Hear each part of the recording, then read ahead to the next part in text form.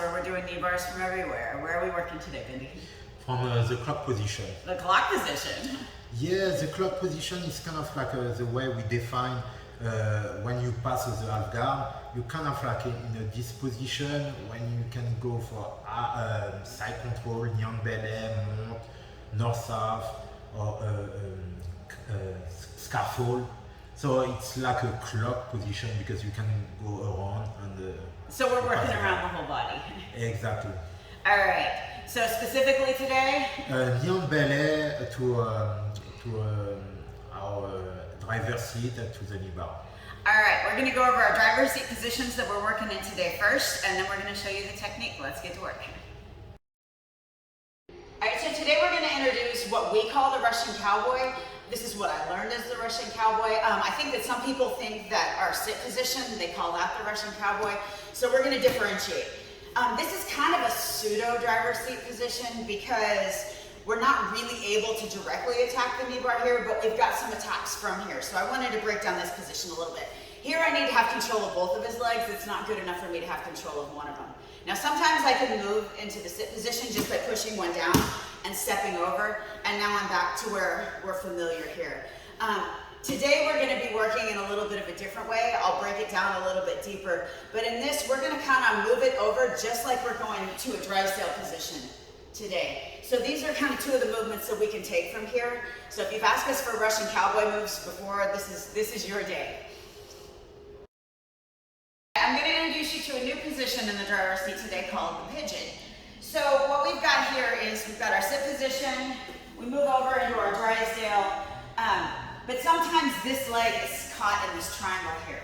So I have to get a little bit closer to his legs and have a little bit more control to be able to unlock this. You can see I can't walk my hands down. This gives me a lot of problems here. So what I want to do is I really want to rotate this arm over. I want his knee pointed that way, right? And now I'm going to kind of wax on, wax off. So I'm going to wax on and I'm going to bring my whole body over here so that the weight is right here on his leg. Notice this arm hasn't moved. It's not going to move until I tell you.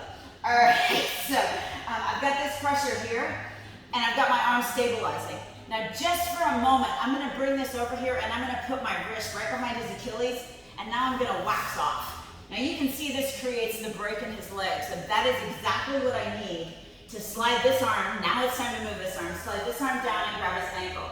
Now I'm going to rotate this backwards as I bring it back into me, and I'm going to put this back in, throw my Bendy lock on, and I can use that to finish my knee bar. When I'm done, as always, I'm looking to get back on top.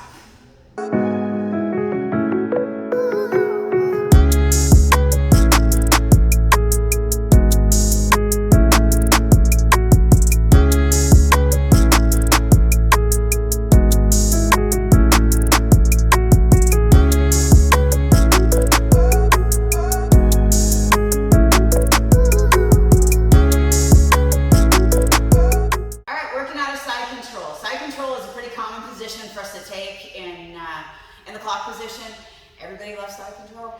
The first thing that I have to deal with though in side control is this frame right here, right? That's going to create problems no matter what I'm doing. So when you get to side control, usually you've got to clear this the bad dog here. So what I'm going to do is I'm going to switch my hips all the way down, and I'm going to drag my knee back up his body and collect his arm here. Now what he's probably going to do once he realizes that that arm is trapped is he's going to hug me in pretty tight to try to slow down my progression. So what I'm going to do from here is I'm going to slide my knee across his belly. I'm going to take my arm across his throat here, and I'm going to grab his shoulder, and I'm going to connect my hands here. This is actually creating kind of a choke on him. So when I push this down and pop it up, it's not my momentum or my strength breaking his wrist grip here. It's actually the choke I'm putting him on here. He's releasing to alleviate this pressure. So once I've got that broken, I'm going to lean in here, put my weight on his elbow and his elbow pit, and then I'm going to slide down and take my wrist control here. Now as I sit up, I'm going to take another wrist control and I'm going to kind of press this into his chest. You may recognize this from our last video. So from here, I'm going to kick over, and I'm going to come through my Russian Cowboy, and I'm going to roll right on over, almost into like a modified Drysdale position here. You can see I don't have my legs in here, but I've really got this pressure going, and what that does is it creates enough space for me to grab my own ankle, pull it through, grab his leg. Now I've got my Bendy control with my knee in. I'm gonna set up my Bendy lock, straighten his leg out, get my tap. If I don't get a tap, I'm gonna grab his ankle here, and I'm gonna pop myself back up. All right, when I get over here, I don't have a lot of control of what he does with the Russian Cowboy because I don't have his legs. This is where things kind of change a little bit, right? So on the last video, it was really easy for me just to get my leg through, but sometimes he's got a clue here, so he's gonna start triangling these legs a little bit because he's not really sure what I'm trying to do here. So now this is where our motorcycle grip that we usually use in our Drysdale becomes really important. So we're gonna really create some space here. I'm gonna kind of wiggle my foot back I'm gonna grab my own ankle, and I'm gonna drag it through here. It will fit, it just may be a little harder than it was last time. So now from here, I have to go through my normal process of breaking the lock. What I'm gonna do is I'm gonna grab his leg, and I'm gonna put my leg in a little bit, shift my position down, make it a little bit nicer for me, more stable. So now I'm gonna walk my hands down. Maybe I can knock it off with another good motorcycle grip. Maybe I'm gonna have to get my feet involved here and kick his leg off. Either way, now I've got his ankle. I'm pulling it back towards me. As I bring my knee inside, I'm gonna take my Bendy lock, straighten his leg, finish my Kneebar, and get back on top. All right, now when I turn over, one of the last things that he can do that's really gonna be effective here is to really put a triangle on his own leg. Now, this is gonna not be so much of a problem for me to get my own leg in. I'm still gonna need to post, rotate this over, grab my ankle, but you can almost see how there's more space here because he's created this big old triangle with his own legs here, right? But what I've got now is, I'm gonna have to break this lock. You can see how like I can't just walk it down. So the first thing I'm gonna do now is kind of stabilize my position. I'm gonna stick this knee in a little bit further, make sure I'm nice and comfortable in here.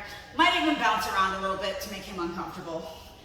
So what I'm gonna do is I'm gonna really rotate this grip over and get his legs all the way over, and I'm gonna bring it and sit my weight down.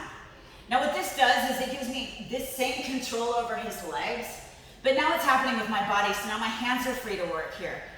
Usually I'll clear this out by taking this hand right behind his leg, and you can see how that creates a little space here. Now if you're a toe hold guy, you can see that there's a toe hold here. If there's a knee bar available, I'm always gonna take it.